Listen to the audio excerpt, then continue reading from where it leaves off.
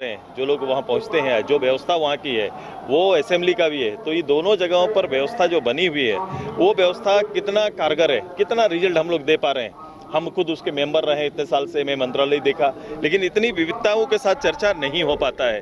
ये समय के साथ अब केवल पॉलिटिकल, केवल राजनीति कर रहे हैं, इसीलिए केवल वहाँ जाना और केवल एक दूसरे को नीचा दिखाने के लिए काम हो, ऐसा मेरी सोच राजनीति में ऐसी नहीं है, बल्कि हेल्दी स्वस्थ वातावरण में बहस हो, बात हो, विचारों पर आगे चलें और लोकहित के कार्यक्रमों को ज़्यादा बल दिया जाए। इसीलिए मैंने इस तरह के कार्यक्रमों से एक कॉमन प्लेटफॉर्म आम लोगों के लिए, जो पॉलिटिकल वर्कर हैं वो भी तैयार कर सकते हैं, हमें मान्यता नहीं है, लेकिन पॉलिटिकल वर्कर तो इस राज्य के लिए सोच सकते हैं, जो वोटर से वो सोच सकते हैं। वोटर का मापदंड, सोचने वालों को, सामाजिक कार्यकर्ताओं का मापदंड तो बड़ा करना पड़ेगा। अगर इधर ऊंचा नहीं हो रहा है तो इधर ऊंचा किया जा सकता है।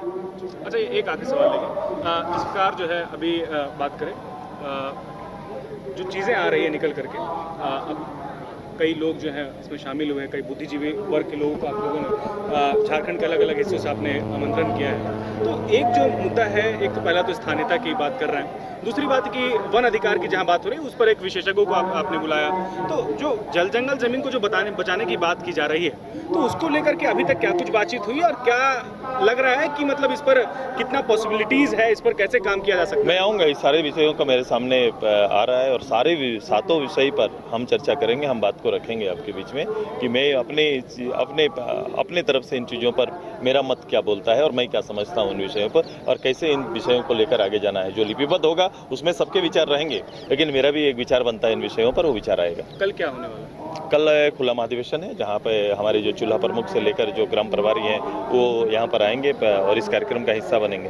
क्या एक राजनीतिक आलोचक के तौर पर इस कार्यक्रम की मैं ये आलोचना कर सकता हूँ कि डुमरी में जिस तरह से सेटबैक लगा या फिर जो छात्रों का आंदोलन है, उससे कहीं सुदेश जी को लग रहा है कि नहीं, एक अपनी भव्यता और एक राजधानी से एक मैसेज देना जरूरी है कि पार्टी जिंदा है और पार्टी फुल फ्लेश तरीके से काम कर रही है। नहीं, कभी कभी सोच संकीर्ण हो जाता है, देखने का तरीका बदल जाता है, जीत और हार से चीज़ें नहीं बदलती। मैं रामगढ़ जीत के पूरा राज्य नहीं जीता और कोई डुमरी हार के मैं पूरा राज्य नहीं हार गया।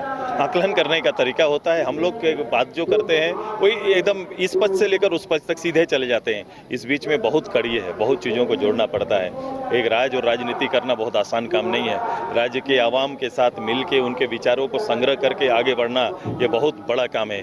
केवल एक विषय, केवल जमीन से प्रदेश नहीं चल सकता, केवल स्थानीयता से नहीं चल सकता, केवल डेवलपमेंट से भी प्रदेश नहीं चल सकता।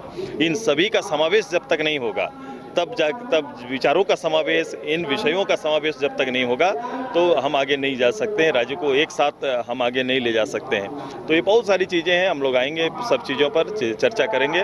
और मैं इस राज्य के लिए मैंने लड़ा हूँ, मैं चीज़ों को समझता हूँ। मैंने जितना समय इधर बिताया उससे ज़्यादा समय एक छात्र के रूप में, एक नेता के रूप में झारखंड राज्य में हमारा संघर्ष रहा है।